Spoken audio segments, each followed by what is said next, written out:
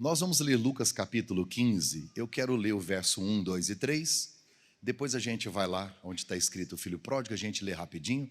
Não vou ler tudo porque a gente já conhece a história. Lucas capítulo 15, verso 1.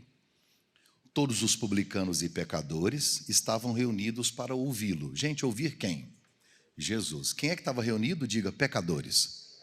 Jesus nunca teve crise com pecadores. Ele estava sempre reunido com eles. Não estava reunido com eles para se tornar um pecador, mas para convertê-los à mensagem do Evangelho, à mensagem do reino. Jesus nunca teve problema em estar assentado com pecadores. Sempre os problemas de Jesus eram com religiosos. A última coisa que Jesus se preocupava era com a reputação dele. Porque se Jesus fosse se preocupar com a reputação dele, não andava com você. Vamos lá, Lucas capítulo 15. O que foi? Falei rápido, teve gente que pegou, né? Deixa abaixo, vamos lá. Todos os publicanos e pecadores estavam se reunindo para ouvi-lo. Mas olha aí os religiosos, mas os fariseus e mestres da lei o criticavam. Olha o que eles estavam percebendo. Jesus, este homem, recebe pecadores e faz o quê? Come com eles. Então Jesus fazia o que com pecadores? Comia com pecadores.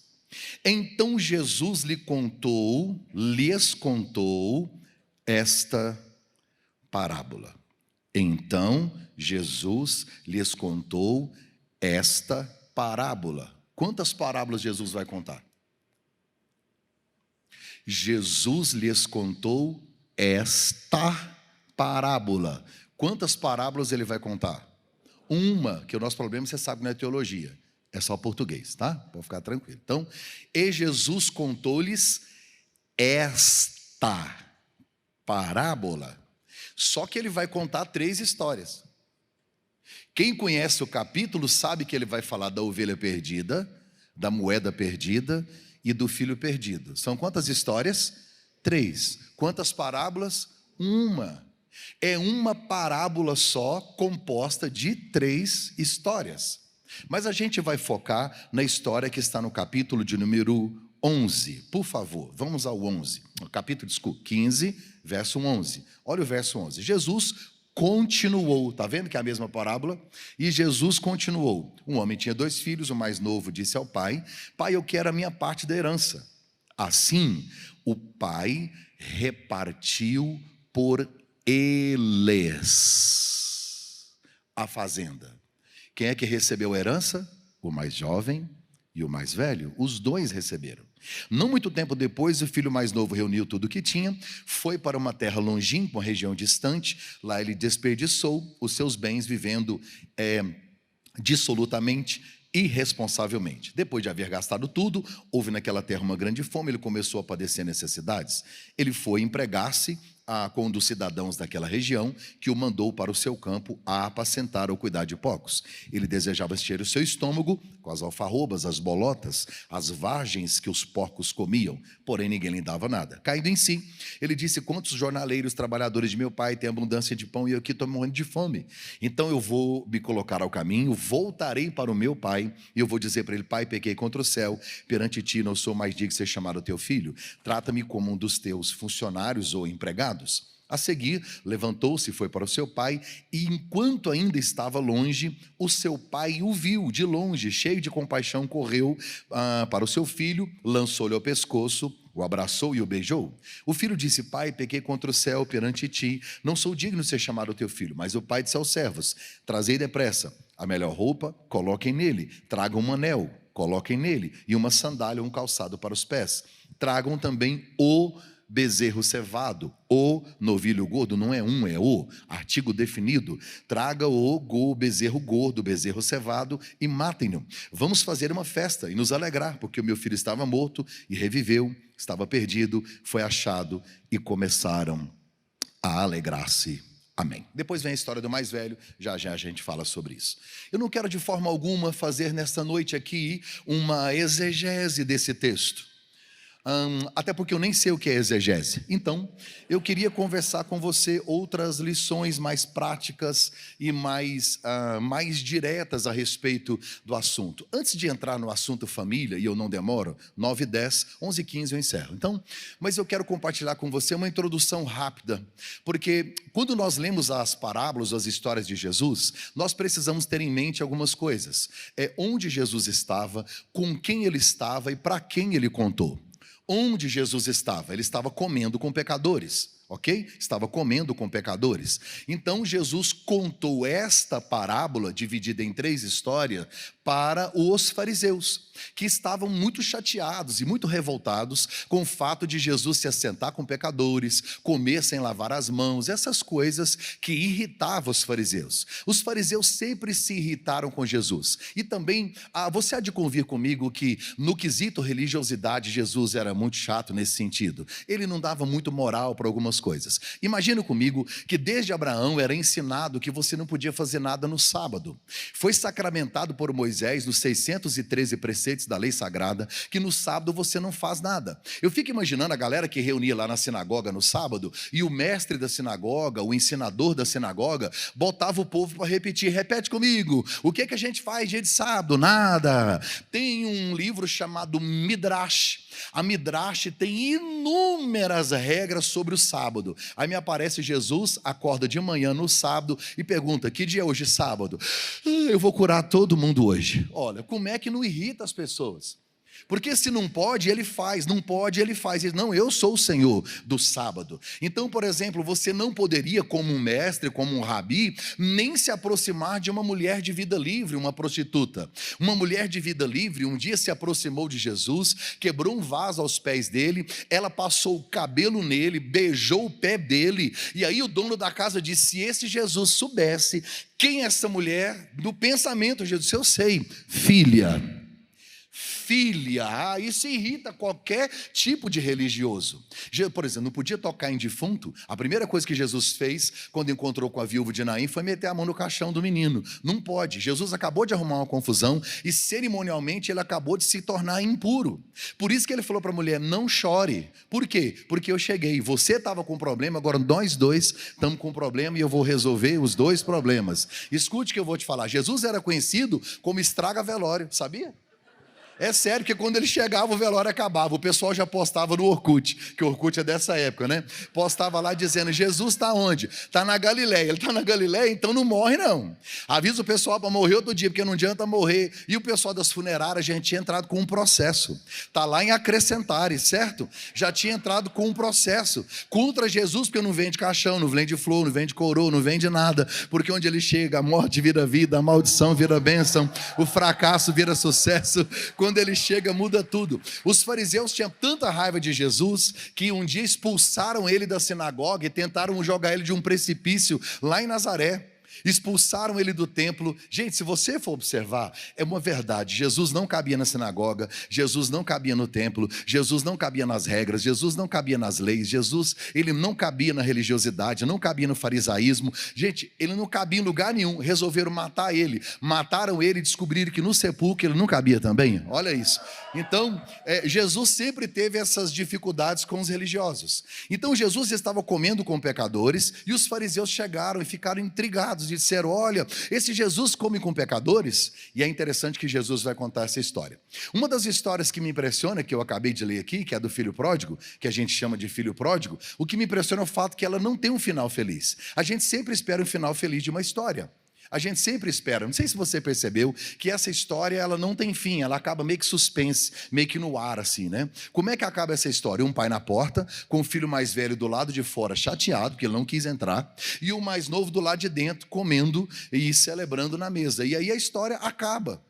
Eu não sei se você também imagina uma história tipo hollywoodiana, alguma coisa assim mais bonita, mas eu fico imaginando se essa história acabasse, tipo, o pai vai lá fora, chamar o filho mais velho e fala para o mais novo: olha, seu irmão está lá fora. Aí os 2 irmãos começam a correr um em direção ao outro, se abraçam e vão girando. I believe I can fly. I believe. Eu fico imaginando um final maravilhoso, mas não tem. Se você ler no mesmo capítulo, olha que lindo o final da ovelha. O pastor achou a ovelha, abraçou gostoso, levou para casa, chamou os vizinhos, fez uma festa. Está todo mundo feliz. Se você olhar da moeda, a mulher que tinha 10 moedas, quando ela acende a luz, procura diligentemente, ela encontra a moeda, ela chama os vizinhos e faz uma festa, está todo mundo feliz. Mas no filho pródigo, o filho pródigo, que é o pecador, que voltou do chiqueiro, ele está lá dentro da casa, numa festa, comendo bezerro gordo. E o menino mais velho está lá fora chateado e não entrou, e acabou aí. Olha como é que acaba a cena da história que Jesus contou: o pai na porta, o filho mais velho mais de fora e o filho mais novo de dentro na festa. Acabou. Eu fico pensando, por que termina assim? É simples. Se você ler o início do capítulo, diz que Jesus estava comendo com pecadores. Comendo com quem? Com pecadores. Jesus quer ser pecador com eles? Não, Jesus quer que eles se tornem os filhos. Porque todo aquele que entrega a sua vida a Jesus, a Bíblia diz, deu-lhes o poder de se tornarem filhos. Filhos mais jovens. Se eles acabaram de ser adotados, são os filhos mais novos. E os fariseus que estão lá fora? São os filhos mais velhos. Chegaram muito antes. Então Jesus agora tem os filhos mais novos, que no caso é o filho pródigo, que acabou de chegar do chiqueiro. Então Jesus, ele vai contar que naquela história o pai está comendo com o pecador, o filho mais novo, e o mais velho ficou triste. Aí, quando os fariseus chegam lá fora para falar com Jesus, ele só repete a cena, porque Jesus agora está falando com os filhos mais velhos, enquanto os mais novos estão esperando por ele, porque ele estava comendo com esses filhos mais novos. É por isso que Jesus termina a história assim, porque ele só está repetindo na história o que está acontecendo lá, literalmente com ele. Por isso que Jesus agora, ele está na porta, falando com os fariseus, que são os mais velhos, e lá dentro ficou os mais novos, os pecadores que chegaram para a festa. Por isso que Jesus termina a história dizendo: olha, um pai tinha 2 filhos, um deles saiu, e aí virou um pecador. O dia que ele voltou, o pai entrou para comer com o mais novo, o mais velho chegou lá fora, ficou chateado e não quis entrar. Acabou a história, pronto. Jesus tem uma didática sensacional. Ele só está colocando uma história para que a gente olhe para ela e a gente se encaixa onde nós estamos vivendo hoje. Qual dos 2 filhos nós somos? O mais velho, o fariseu, o que fica de fora, chateado, não consegue dançar com a música do outro, ou aquele que reconhece que precisa de graça, que precisa de misericórdia, e vai estar lá dentro reconhecendo que precisa da mesa, precisa da graça, precisa da presença e precisa de misericórdia. Nós precisamos escolher qual dos 2 filhos nós somos. Pastor, por que essa mensagem, por que essa história termina assim? Porque ela termina na cruz, literalmente na cruz.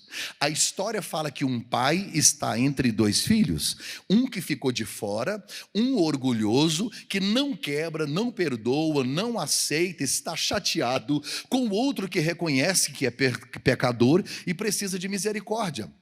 Isso é a cruz, é Jesus entre 2. Um deles olhou e disse: se o Senhor é Deus, se o Senhor é bom, desce daí, salva o Senhor, salva nós, salva ele, salva a mim, reclamando, chateado, está morrendo e não entende. O outro do outro lado diz: rapaz, para com isso, nós estamos aqui porque merecemos. Ele está aí, mas sem merecer, ele não merece. Você precisa reconhecer que nós somos miseráveis pecadores que merecemos. Aí ele olha para Jesus e ele dá uma olhada em Jesus desfigurado, totalmente sangrando, cortado, coroa de espinhos. Ele olha e ele deve ter pensado: o Senhor não parece com um rei, mas alguma coisa na minha alma diz que o Senhor tem um reino. E aí eu vou falar uma coisa para o Senhor: reconheço que fiz tudo errado, por isso eu estou aqui. O Senhor tem coragem de me levar para o seu reino? Jesus disse: pode ficar tranquilo, que o seu reconhecimento me faz lhe dizer algo. Hoje mesmo você vai entrar comigo na festa que eu preparei para os pecadores, que eu lavei e comprei no meu sangue.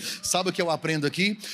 Uma decisão certa que você toma por Jesus anula todas as decisões erradas que você tomou até aqui. Então essa parábola termina na cruz. Jesus está entre 2 filhos, o pai está entre 2 filhos, um que fica de fora, um que fica de dentro. Pastor, por que é uma parábola só? Porque começa falando de uma ovelha, depois de uma moeda, depois de um filho. Deixa eu te perguntar, você que conhece um pouquinho de Bíblia, esta ovelha que se perde, ela se perdeu dentro de casa ou fora de casa? O que você acha? Fora de casa?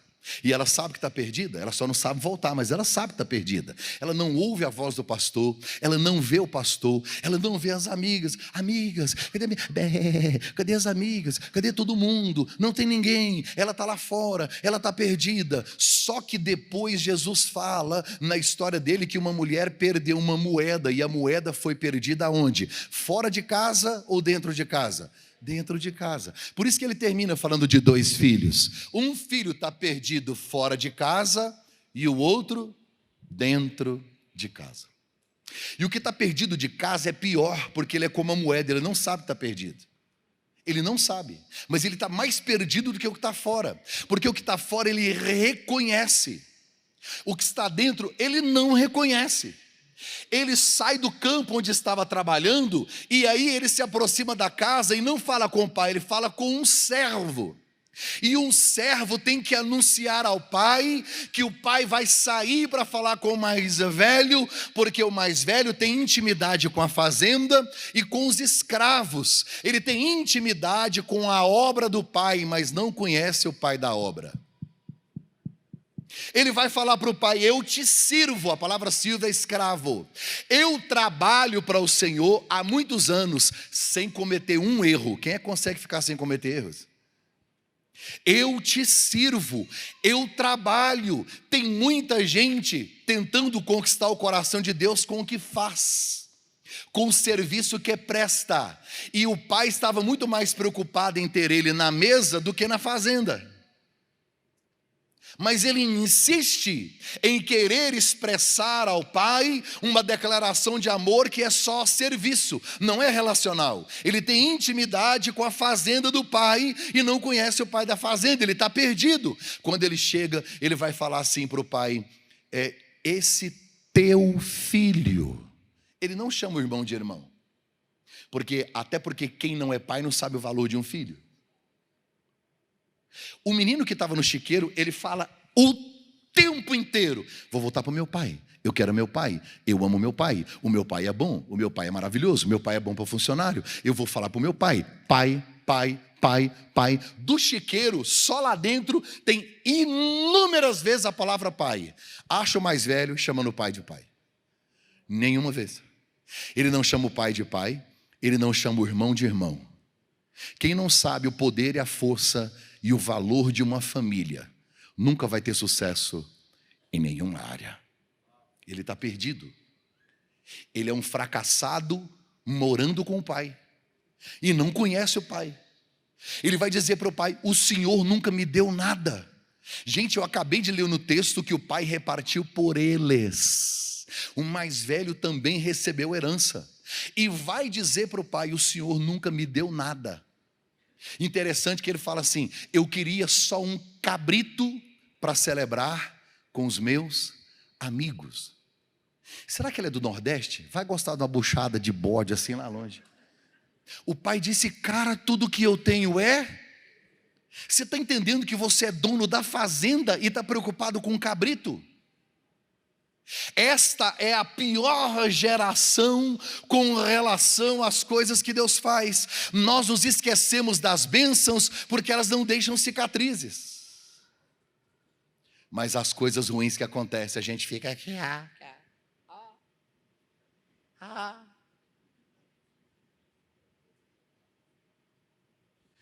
Pare de reclamar daquilo que você não tem e comece a celebrar tudo que Deus já te deu. Sabe como é que chama isso? Gratidão. A gratidão é a memória do coração. Eu vou dizer uma frase aqui que eu quero que você escreva ela. Você vai colocar lá no Instagram, vai me marcar e me seguir. A ingratidão é a vitamina que alimenta a amnésia do mau caráter. A ingratidão é a vitamina que alimenta a amnésia do mau caráter. Nós somos uma geração que reclama de tudo que não tem e se esquece de tudo que Deus fez. Ele está dizendo para o pai: o Senhor nunca me deu nada. Mentiroso. Deu sim, não só a herança como a fazenda. O pai disse: tudo que é meu é seu. Ter Deus como pai e pensar pequeno é viver como um mendigo sentado numa montanha de ouro.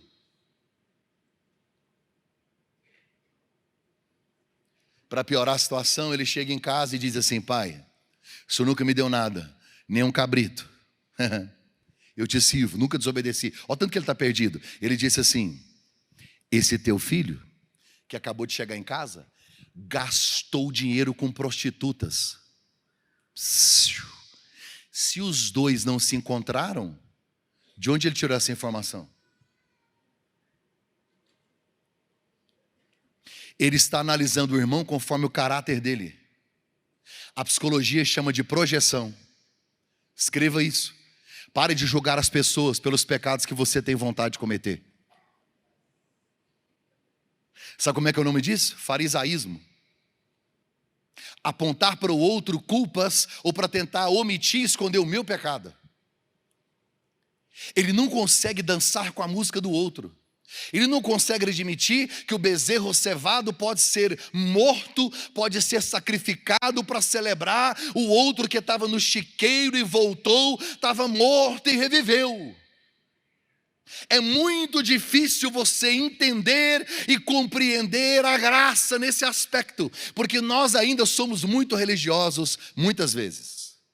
Quando alguém cai, muitos dedos se apontam, poucas mãos se estendem. E infelizmente acontece na família, porque a família é o único exército capaz de matar um soldado ferido.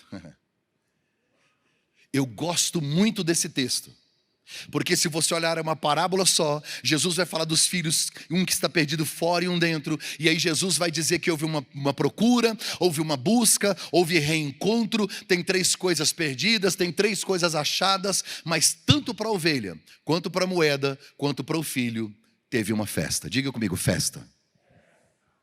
Então teve festa para o filho, teve festa para a moeda, teve festa para a ovelha. Eu acho isso extraordinário. Eu não sei quem aqui é bom de matemática. Deixa eu ver quem é bom de matemática. Pode baixar a mão que não é, eu sei que não é. Lá na nossa igreja, uma irmã disse: eu sou ótima no português. A matemática é que me derruba. Se você não entendeu, está mais derrubado do que ela. Alcance, acredito que está filmando, então vamos devagar para a gente não errar e não ficar feio para o Brasil inteiro. As ovelhas eram 100, perdeu uma de 100, uma por 100, perdeu uma de 100. Se perdeu uma de 100, perdeu quantos por cento? 1%. Graças a Deus deu tudo certo. Era uma moeda de 10. Perdeu uma de 10. Uma de 10 perdeu quantos por cento? 10%. Eu vou ajudar agora para facilitar, que é a parte mais difícil. O pai tinha 2 filhos. Ele perdeu a metade. A metade! Metade! Ele perdeu quantos por cento? Yes! Pode postar agora. A ovelha foi reencontrada, a moeda e o filho. E teve festa. Pastor, o que isso tem a ver comigo? Tudo. Jesus está me dizendo claramente que não importa se eu perdi 1%, 10%, 50%, ou como na história de Jó, perdi tudo, não interessa. Deus tem poder e este é o ano em que isso vai acontecer. Haverá restituição e milagre, e o final vai ser festa de milagre de Deus na sua casa. Estou profetizando em nome de Jesus.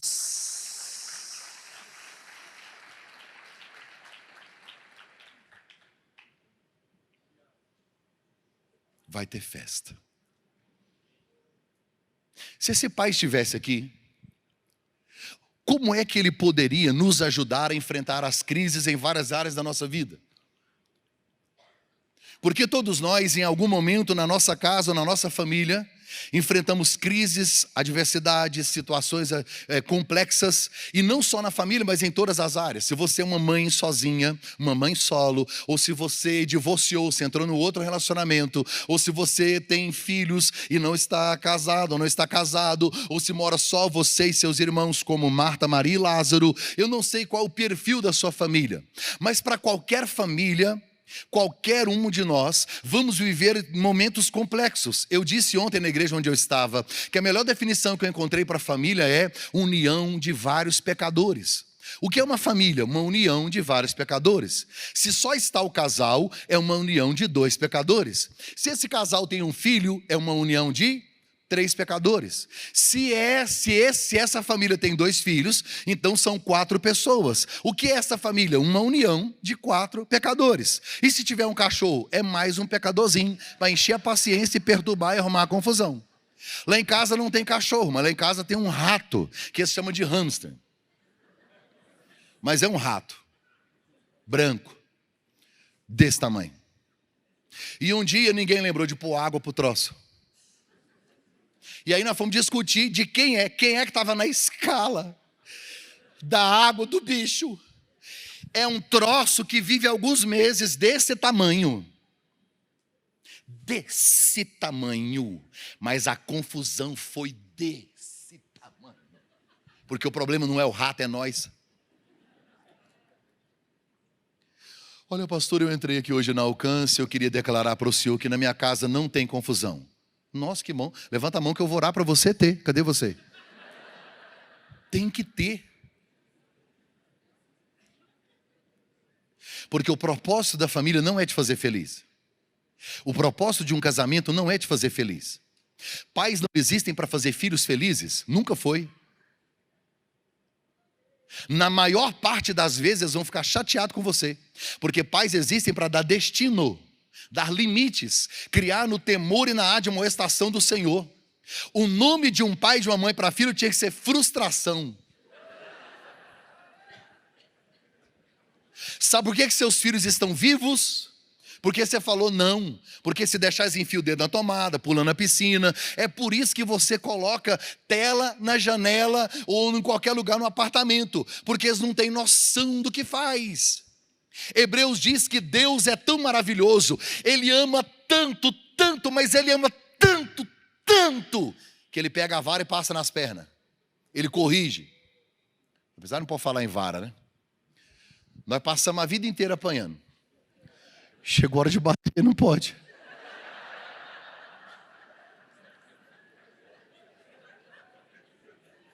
Que luta. Que luta, gente.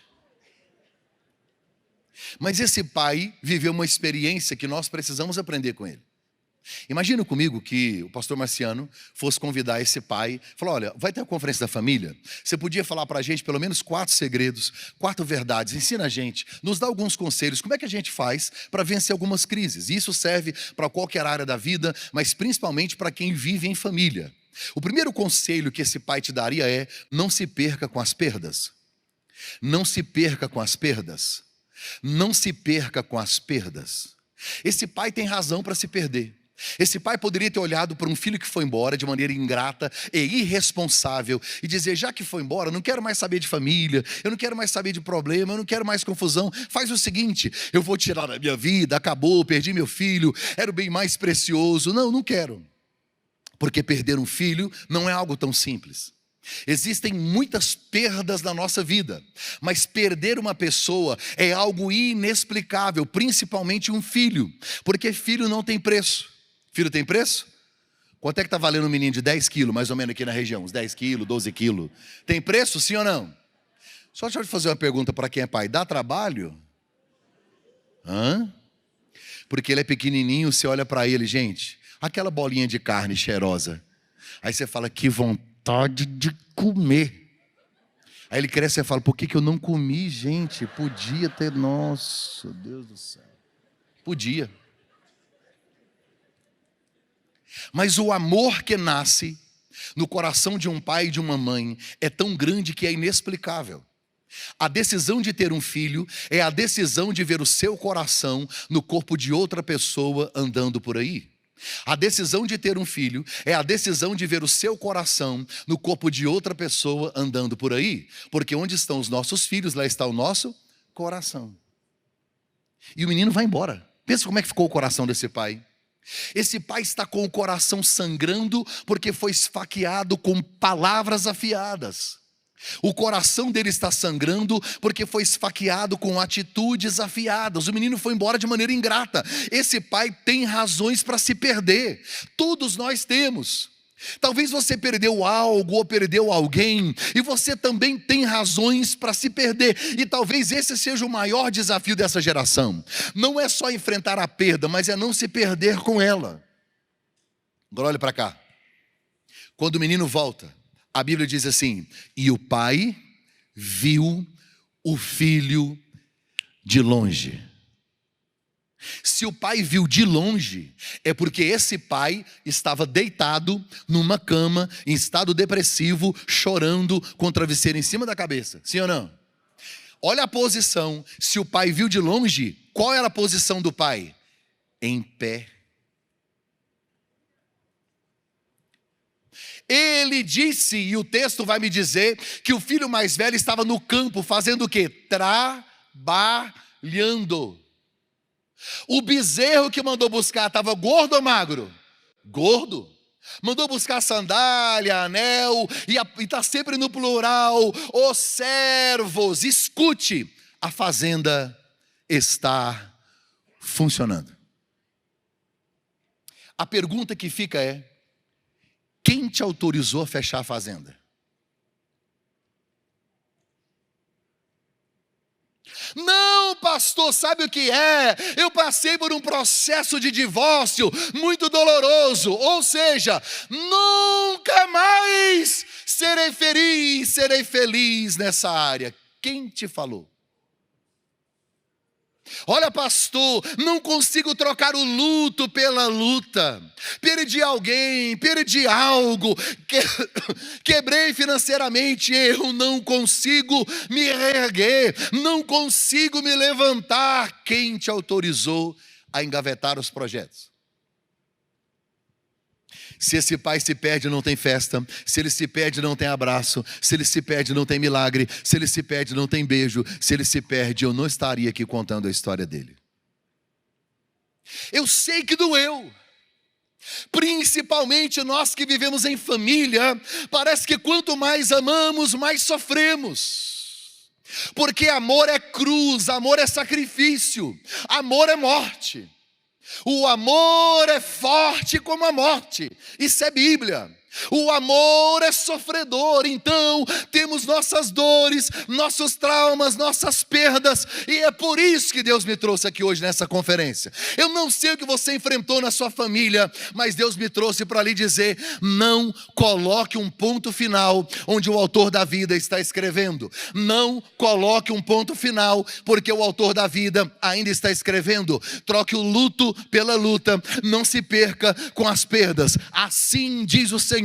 Ao alcance de Curitiba hoje, Deus ainda tem sonhos grandes e projetos grandes para você, para sua casa e para sua família. Não se perca, sonhe grande, porque o seu Deus é grande. Este é ano de restituição e vai ter festa de Deus na sua casa. Eu profetizo em nome de Jesus. Não se perca com as perdas. Segundo, não feche a porta. Você pode dizer comigo no 3? 1, 2, 3. Não feche a porta. Quando o menino estava no chiqueiro, que ele acabou com o dinheiro, qual foi a primeira pessoa que ele lembrou? Do pai. Ele não disse: será que eu volto? Será que meu pai aceita? Eu estou em dúvida, acho que eu errei demais. Ele pensou? Não, eu só disse: vou levantar e estou indo, porque meu pai é bom. Mas uma coisa que eu aprendo aqui é que o pai deixou a porta. O pai deixou a porta? Newton disse que o homem constrói mais muralhas do que pontes. A gente tem uma facilidade de fechar a porta que você não tem noção. Mas o pai deixou a porta aberta.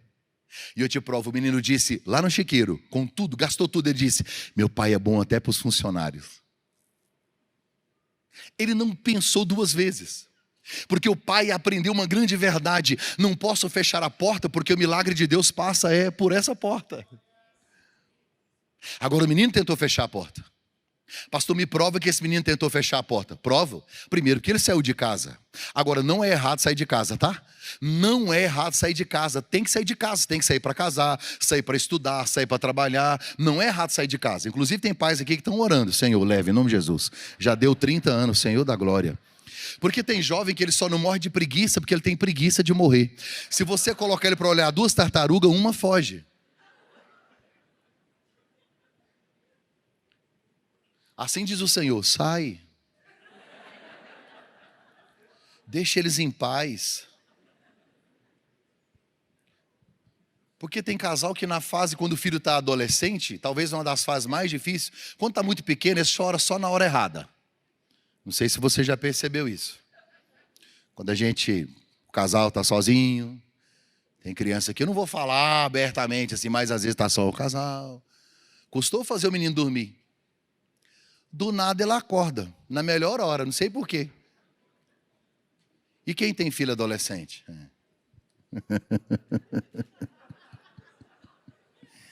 Eles não dormem, gente. Eles não dormem. Aí o casal tá lá no quarto, ela diz,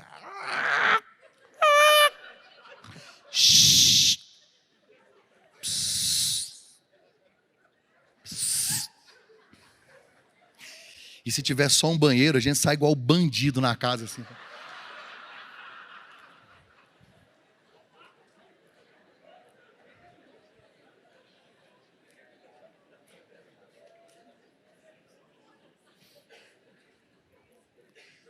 Por isso assim diz o Senhor: sai, filho. Está na hora de voar. Tchau. Tô invisível. Tô invisível. Some. Tá? Papai e mamãe agradecem. Eles te amam. Bem longe, pode ir. Vai estudar, vai trabalhar. Tô brincando. Tem pai e mãe que não deixa, não. Mas esse menino, ele saiu de casa, não é errado sair. Qual o problema? É que ele saiu na hora errada, com a motivação errada e do jeito errado. Qual é o destino de quem sai de casa na hora errada, com a motivação errada e do jeito errado? Qual é o destino? Chiqueiro! Quer que eu desenhe? Porque quem quebra o princípio será quebrado por ele.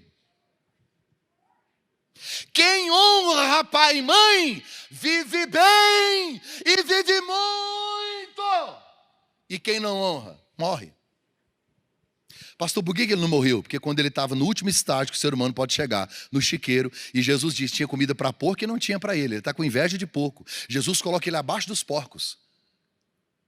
Quando ele está no último estágio, ele disse, levantar-me-ei. É a graça, ainda dá tempo. Aí ele não disse, vou voltar para casa. Por que ele não disse, vou voltar para casa? Porque ele saiu da presença do Pai por causa de coisas. Ele não quer mais as coisas. Agora ele quer o Pai. Por isso que ele disse, levantar-me-ei e voltarei para o meu Pai. Porque quem busca primeiro o Pai, o reino de Deus e a sua justiça, o resto. Tem gente que não entendeu isso ainda, mas ele entendeu. O menino tentou fechar a porta, mas a porta estava aberta. O que eu amo no texto é o fato de que ele está num chiqueiro. Acabou com tudo, ele é ingrato, ele é dissoluto, ele é irresponsável, mas está registrado aqui assim, ó. Meu pai é maravilhoso, é top, é bom até para funcionário. Ele não está falando da reputação do pai, ele está falando do caráter do pai. Ele conhece a integridade do pai. Porque quem convive com você sabe quem você é de verdade. Porque tem gente que no meio nosso, ou dentro do sistema religioso, ele é tão crente. Então, eu fui numa igreja que o irmão tinha um aleluia tão afinado, que eu falei, gente, eu queria um aleluia. Fiquei com inveja do aleluia dele. Que aleluia é esse? Aleluia. A mulher do lado, eu te conheço.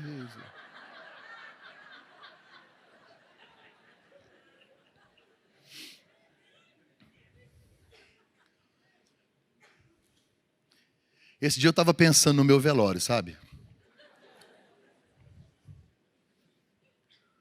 Tava lá eu. Fiquei imaginando eu no caixão, imaginando, bonitinho. Cheio de flor, cheio de gente falsa em volta. O povo contando piada, eu lá. Minha mulher lá em volta. Eu fiquei imaginando os irmãos passando mensagem para ela. Eu acho a minha mulher linda demais, ela é maravilhosa. Fiquei pensando nos irmãos, querida, precisava de um ombro para chorar. Eu quase ressuscitei, só de pensar numa mensagem dessa. Aí tô lá, eu fiquei imaginando ela em volta. Senhor, recebe ele na mesma alegria que eu me despeço dele aqui. Obrigado por esse livramento.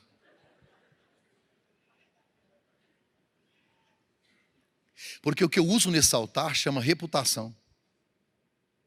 Talento, dom.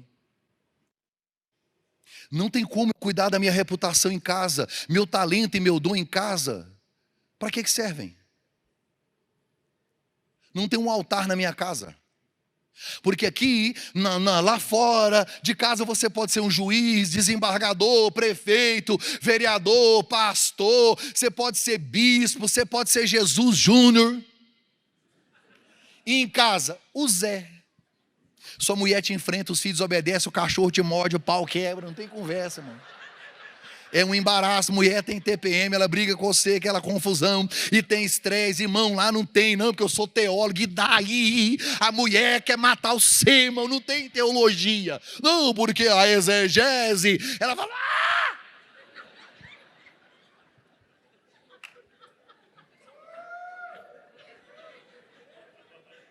É nós em casa e acabou, irmão.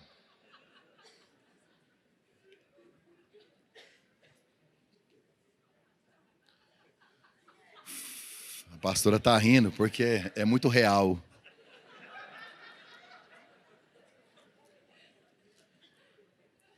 Lá em Goiânia teve um velório, eu não sei por que pastor fica elogiando defunto, né, no velório. Acho que é prudência. Nenhum pastor também fala, morreu essa miséria, graças a Deus. Não, mas até por causa da família, né?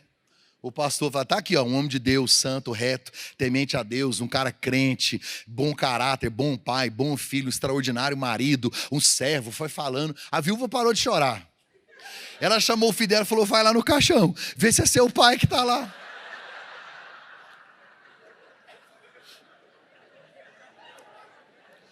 Solomaina de Marretium, Solomaina de Querum.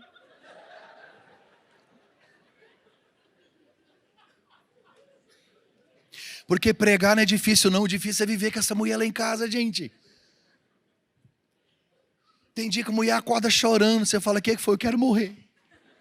E mulher é capaz de chorar em frente ao espelho para ver que posição fica melhor. Aí você fica, meu Deus, ela quer morrer. Daí 5 dias, passou aquela fase, os hormônios vão embora. Você chega, ela está numa alegria e fala, gente, que alegria essa, queria morrer ontem. Porque uma mulher é diferente da outra, ela é diferente dela mesma, depende do dia do mês. Essa é uma geração de homens estressados, a gente está estressado, está cheio de... Então assim, isso é família, isso é vida, todo dia é real. Tem dia quando você sai do banheiro, nem você quer voltar, tem que pôr uma caveira na porta. Normal, família. Seus diplomas não mudam nada disso. É aonde nós conseguimos provar a verdadeira fé cristã, a veracidade da nossa fé.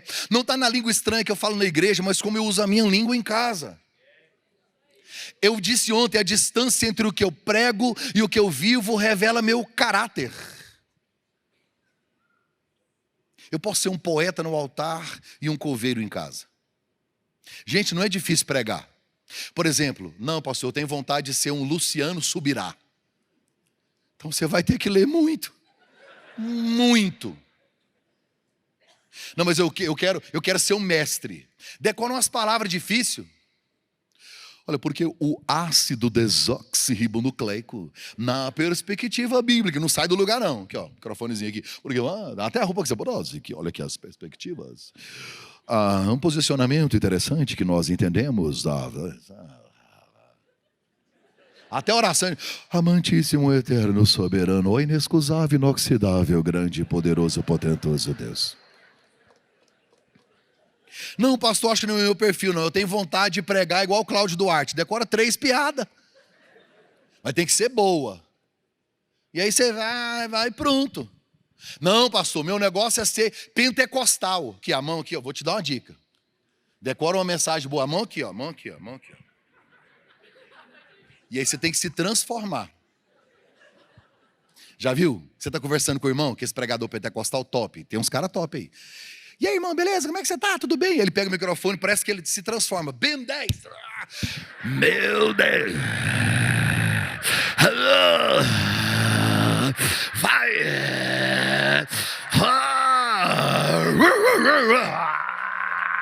Horiuga. Corta umas canas.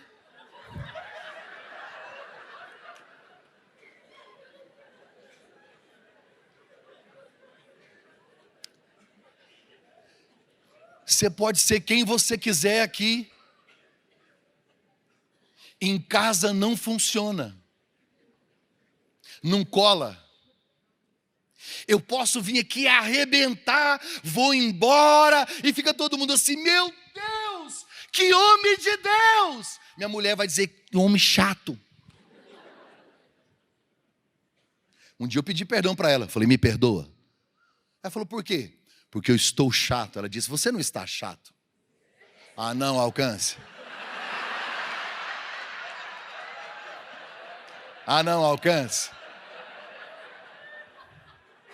Ela falou para mim, não aguento mais. Os muçulmanos têm os xiitas, aqui em casa tem os chatos.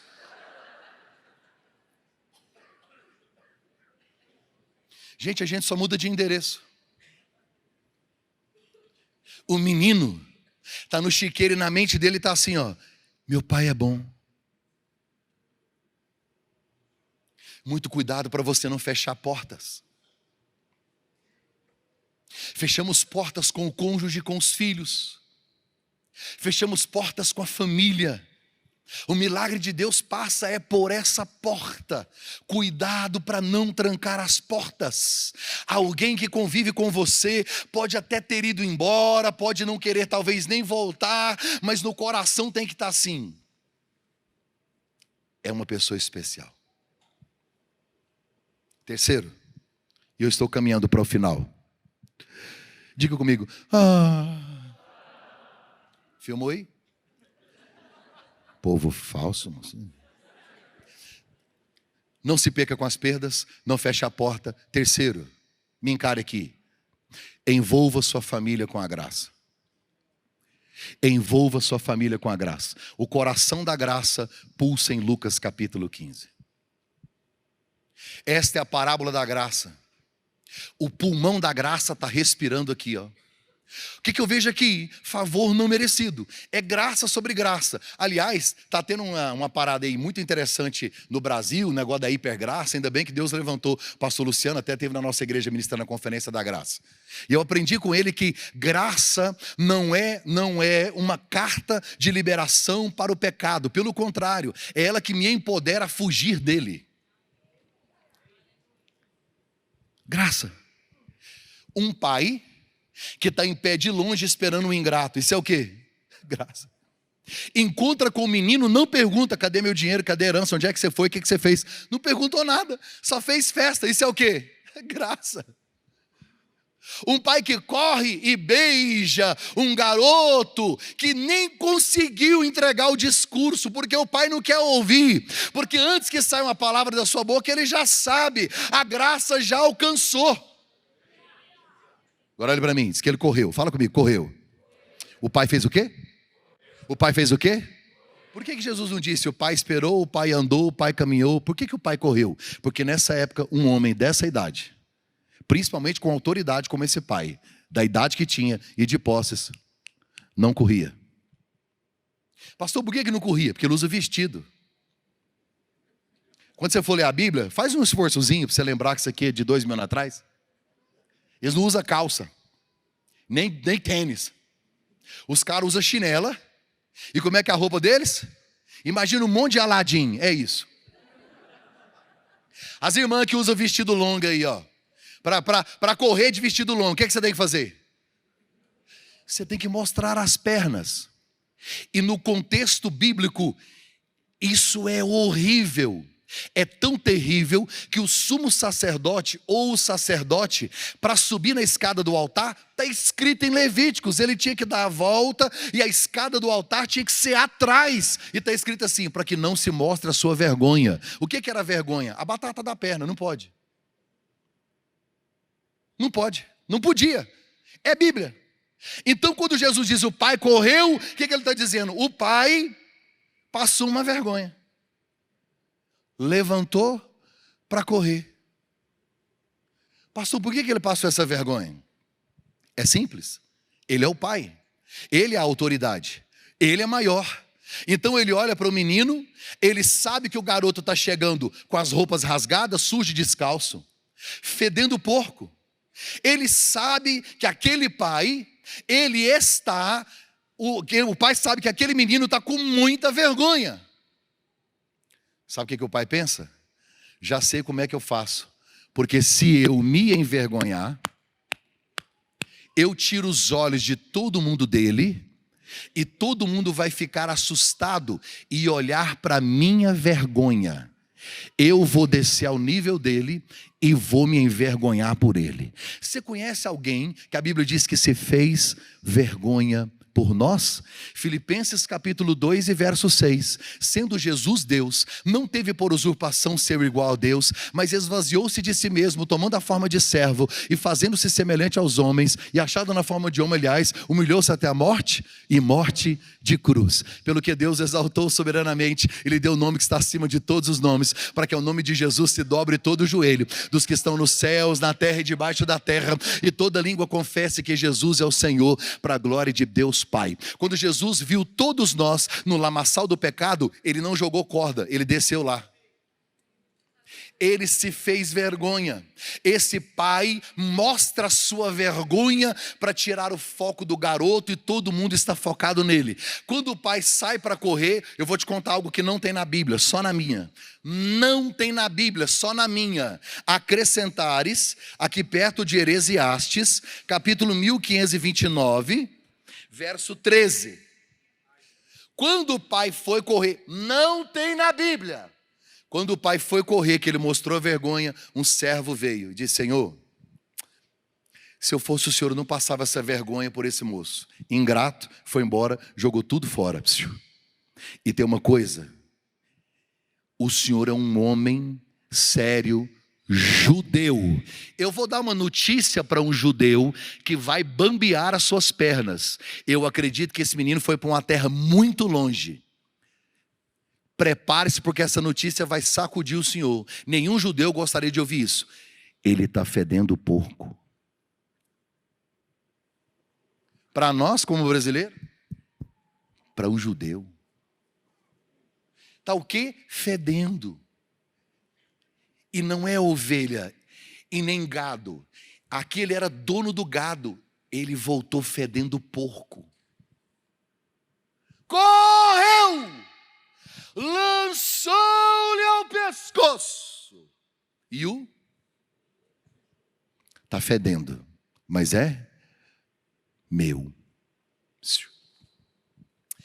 Beijar o cheiroso? Colocar no colo só quem te dá alegria? Fazer uma festa para quem nunca foi embora? Isso não é evangelho, ateu faz isso. Pior que o ateu é aquele que crê em Deus e vive como se ele não existisse. Não tem graça nenhuma nele. Quero ver amar alguém da sua família que tem tendências homoafetivas. Quero ver abraçar o ébrio. Eu quero ver colocar dentro de casa quem não merece. O filho disse: pai, eu pequei contra o céu, contra ti, então faz assim, não mereço ser filho. Me faz um funcionário, um jornaleiro, um servo. A palavra servo no grego é doulos. É um escravo da orelha furada. Gente, eu não entendo nada de grego, eu li isso no Google. A palavra servo é doulos, escravo da orelha furada. Ele está dizendo: me faz funcionário, me faz servo. E a primeira característica de um servo era trabalhar descalço. Você quer ser o quê? Escravo. Traz uma sandália. Porque você pode nunca mais querer ser meu filho, mas eu jamais deixarei de ser o seu pai. Escute, diga comigo, graça. Eu e você fomos alcançados pela graça. Tem gente aqui que você não tinha nenhuma perspectiva de vida. 10 anos atrás, 15 anos atrás, vivia uma vida dissoluta também. Tem gente aqui que já era para estar morto. O seu testemunho é forte, é um testemunho de milagre. Seu casamento talvez poderia já estar destruído. Nem filhos você poderia ter, os filhos perdidos, eu não sei. Mas em algum momento a graça te alcançou.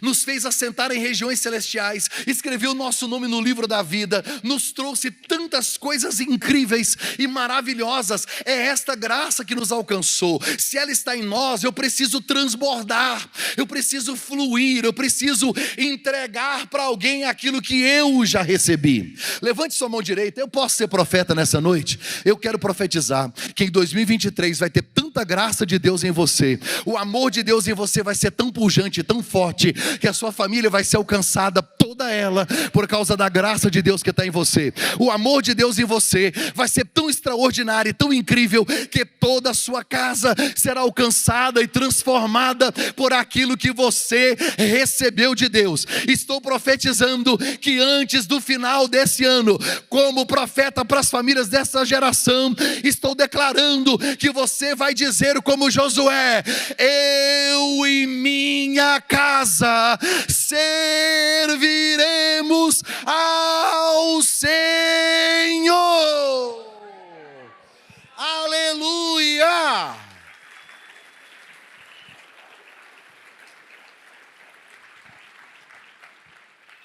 Pastor, me dá o quarto conselho para o senhor finalizar. Finaliza aqui. Faça o melhor para a sua família. Faça o. Esse pai da Bíblia aqui, bem, se você for fazer uma exegese ou uma interpretação hermenêutica, ele é Deus, ok? O pai é Deus, o pai é Jesus. Você acha que esse pai era bom, sim ou não? Ele é o melhor, ele fez o melhor, fez ou não fez? Fez. Para você ter uma ideia, ele saiu da casa para receber o pecador, saiu da casa para receber o mais velho. Sabe o que ele está dizendo? Vocês são mais importantes que a minha casa. Ele é amoroso, ele é generoso, ele é bondoso. Agora olhe para mim e me encare aqui, porque eu tenho uma palavra para alguém que teve perdas na família. Escute. Esse pai é extraordinário, e mesmo assim o filho foi embora. Por melhor que você seja, nem todo mundo vai ficar na sua vida.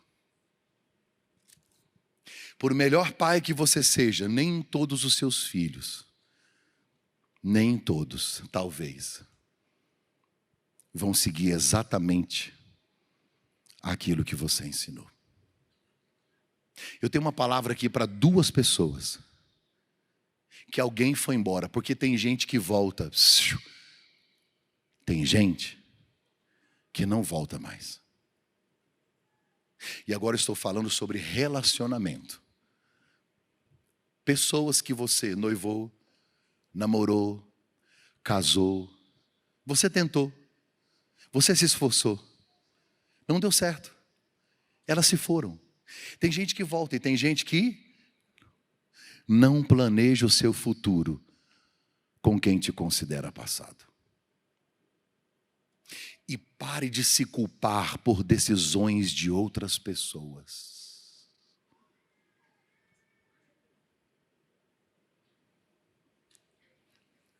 Só faça o melhor.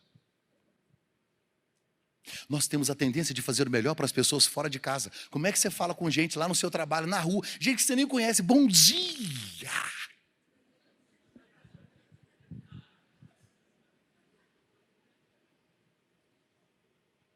Eu já vi uma aeromoça me tratar como se eu fosse o rei Charles da Inglaterra. Ela deu as costas e reclamou da vida. Porque ela não pode me tratar de qualquer jeito, porque ela é paga. Como é que você trata a gente fora de casa? Olá, tudo bem? Como vai? Por favor, obrigado, com licença. E em casa, sai! Troço. A gente come estresse na rua, come estresse no trânsito, come estresse no trabalho e vomita, hein? Nós confundimos intimidade com desrespeito. Como é que você recebe visita na sua casa? Quando você recebe visita para um almoço, aparecem uns pratos, que esse prato gigante, quadrado, seu marido nunca viu. Ele está tão acostumado com um copo de requeijão e de extrato, que quando ele vê uma taça, ele faz igual goiano.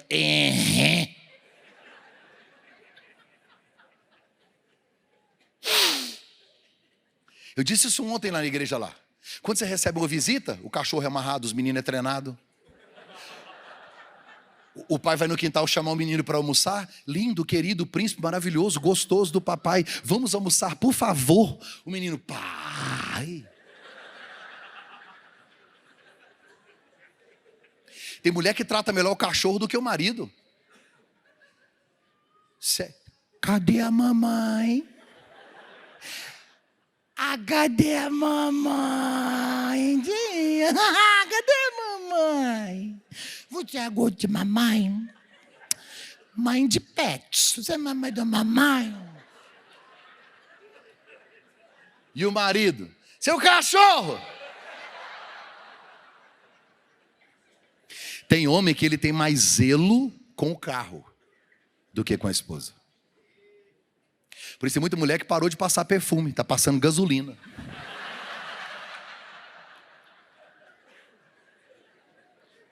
Tem mulher que fica de longe com inveja da flanela que o marido está lá no carro.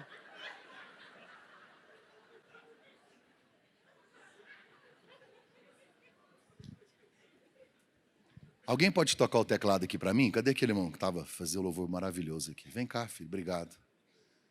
Você é casado, né, pastor? É cada milagre nessa igreja, é muito forte. Muito forte.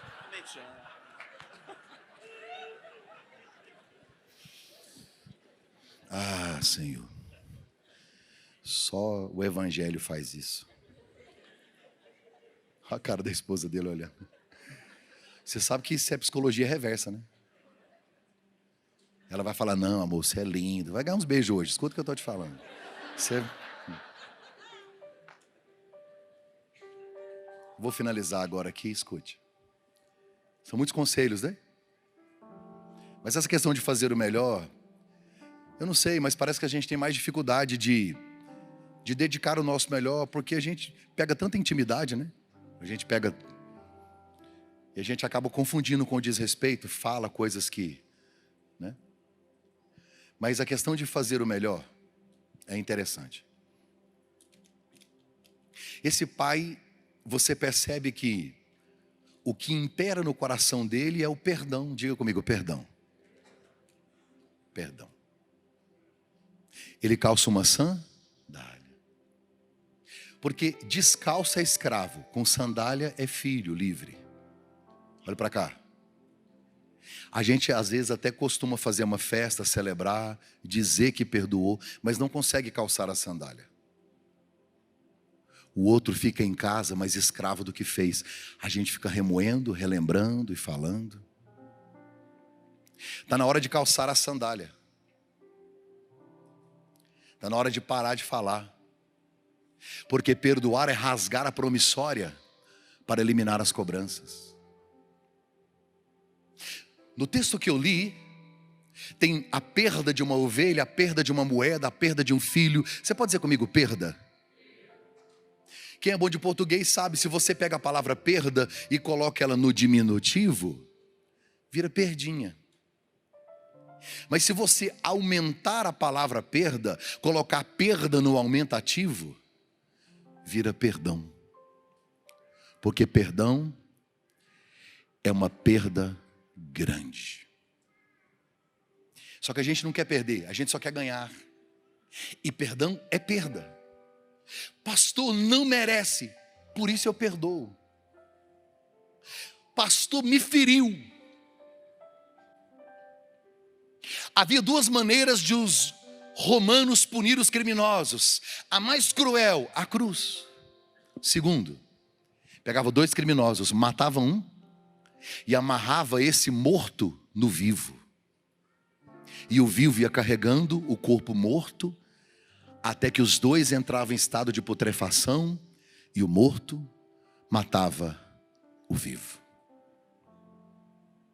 O que você está carregando? Quem não perdoa, dorme com o inimigo todos os dias. Olhe para cá. Esse menino pediu para o pai herança. Pediu o quê?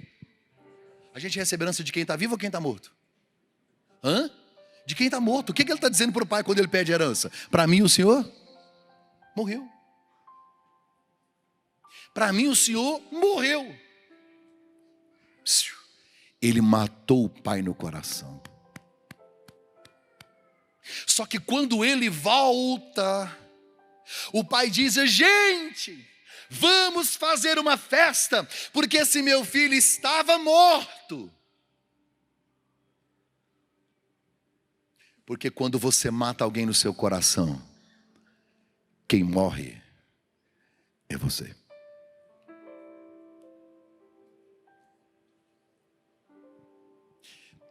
Em 2019 eu estive na casa de William Shakespeare, na cidade de Stratford. Quando você entra na casa dele, que hoje é um museu, está escrito na parede: guardar ressentimento é como beber veneno esperando que o outro morra. Perdoar. Perder no ar. Perdoar é perder no ar. Perdoar é deixar voar. E você percebe que quando você libera o outro, é você quem estava preso. Eu sei que perdoar é o maior desafio, mas não há outra saída para que haja cura na sua alma. C.S. Lewis, ele disse que, gente, o perdão é uma ideia maravilhosa, até que você tenha que perdoar alguém.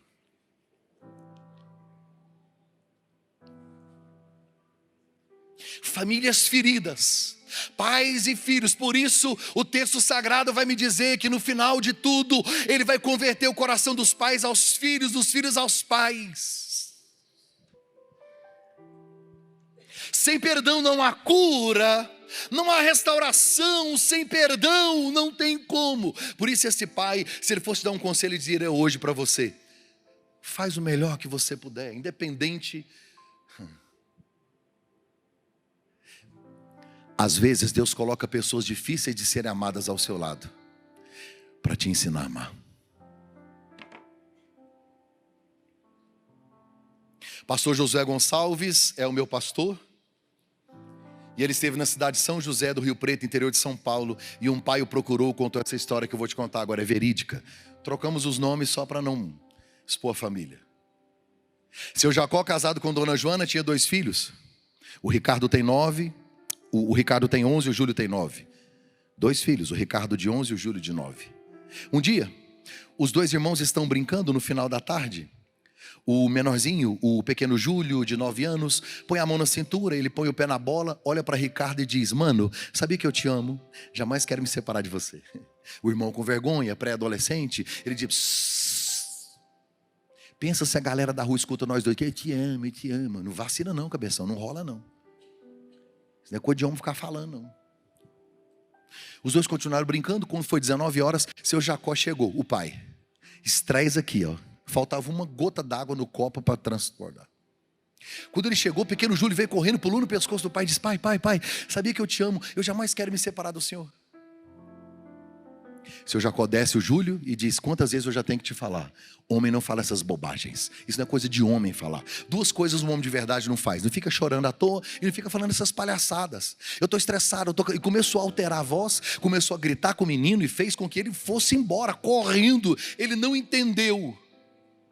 O garoto passou correndo na cozinha, perto da mãe, Dona Joana. Ele correu para o quarto. Dona Joana disse para o Ricardo: vai atrás do seu irmão, ou ele caiu, aconteceu alguma coisa. Ricardo disse: não, meu irmão só está com uns negócios estranhos. Só que mãe conhece a gente. Mãe conhece a gente. Ei, se uma mãe tiver 10 filhos e um deles entrar lá no portão, o jeito que entrou e pisou, ela sabe quem está chegando. Ela sabe. Mãe é a arca que Deus construiu para salvar os filhos dos dilúvios da vida. O dia que todo mundo sumir, o dia que todo mundo for embora, vai sobrar ela. Se você tem sua mãe, valorize. Dona Joana correu Ele estava agachado, chorando. Ela agachou junto e disse: meu filho, você caiu. Não, mãe, deixa eu falar uma coisa para a senhora. Sabia que eu te amo e jamais quero me separar da senhora? Ela apertou ele no peito assim e disse: mamãe também te ama, nunca vai se separar de você. E colo de mãe é remédio. Ele ficou bonzinho. 21 horas ela deu lanche para todo mundo, pôs todo mundo para dormir, foram dormir. Meia-noite, todo mundo dormindo, o pequeno Júlio acorda, acende a luz do quarto. O irmão dormia na cama ao lado, ele ficou olhando. Foi no quarto dos pais, os pais estavam dormindo, ele acendeu a luz, ficou contemplando os pais. Seu Jacó acordou com a luz e disse: menino, você está doente, o que você tem, o que está acontecendo?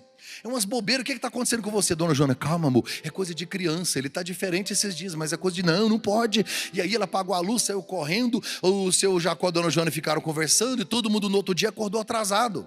No outro dia todo mundo atrasado, o seu Jacó calçando o sapato, a Dona Joana fazendo ali um café, o Ricardo colocando as coisas da escola na mochila e o Júlio dormindo. Aí a história diz que o seu Jacó correu lá no quarto e disse: está vendo? Fica com essas coisas, agora fica aí. Eu dormindo até mais tarde, atrasou todo mundo. Puxou a coberta e disse: acorda, garoto. Pequeno Júlio dormindo, gente, dormindo, quietinho dormindo. Pequeno Júlio estava inerte. Pequeno Júlio estava frio. Pequeno Júlio estava morto. Seu Jacó contou que a primeira frase que veio ao coração dele: papai, eu amo o senhor. Imagina a Dona Joana lá na cozinha e começa a ouvir o seu Jacó dizer: eu também, eu também. Ei, seu Jacó, oi, seu Jacó, peraí. O senhor está gritando com quem? Está se declarando para quem? Porque acabou. Os mortos recebem mais flores que os vivos, porque o remorso é mais forte que a gratidão. A gente deixa para pôr no colo amanhã. A gente deixa para dizer eu te amo depois. Vamos postergando a vida e a família.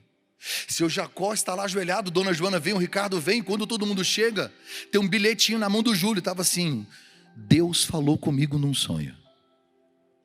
Ele me disse que apesar de eu amar a minha família me amar, a gente ia separar. Aí no sonho eu falei para Deus que eu não queria, mas Ele disse: não, vai acontecer. Só que eu não sei o que vai acontecer, eu estou com medo. Então eu vou dizer umas coisas. Ricardo, nunca se envergonhe de amar o seu irmão. Mamãe, a senhora é a melhor mamãe do mundo. Papai, o senhor de tanto trabalhar, esqueceu de viver, esqueceu de me amar. Eu amo todos vocês. Júlio, alcance. Quando eu chegar ao céu, Deus não vai me perguntar em quantos países eu preguei. Deus não vai pedir o meu sermonário, dizer para mim: abra o seu tablet, deixa eu ver a qualidade teológica dos seus sermões. Deus não vai me perguntar quantas vezes eu li a Bíblia, quantas células eu abri. Ele não vai pedir o extrato da minha conta, nem meus diplomas, nem quantos idiomas eu falo. Sabe o que eu acho que Deus vai fazer quando eu chegar? Marco, eu te dei herança, porque meu filho morreu por gente. Como foi que você cuidou de gente? Pessoas que eu coloquei na sua casa, à sua volta. Pessoas difíceis, mas que precisavam ser amadas. A gente precisa sair daqui hoje decidido a fazer o melhor para aqueles que Deus nos deu. Quando Deus criou todas as coisas, Ele disse: haja luz, haja répteis, haja. No sexto dia, Ele vai criar o homem, não tem haja, Ele desce e põe a mão. Sabe o que Ele está me ensinando? O ser humano não sobrevive sem toque, sem colo, sem abraço. Se o que fere gente é gente, o que cura gente é gente. Coloque-se em pé que eu vou orar por você. Pastor, qual seria o último conselho desse pai para nós? Está no capítulo 15, no verso 23. O pai disse: traga para mim o bezerro. Traga o quê? O. É artigo definido, traz aquele. Olhe para mim.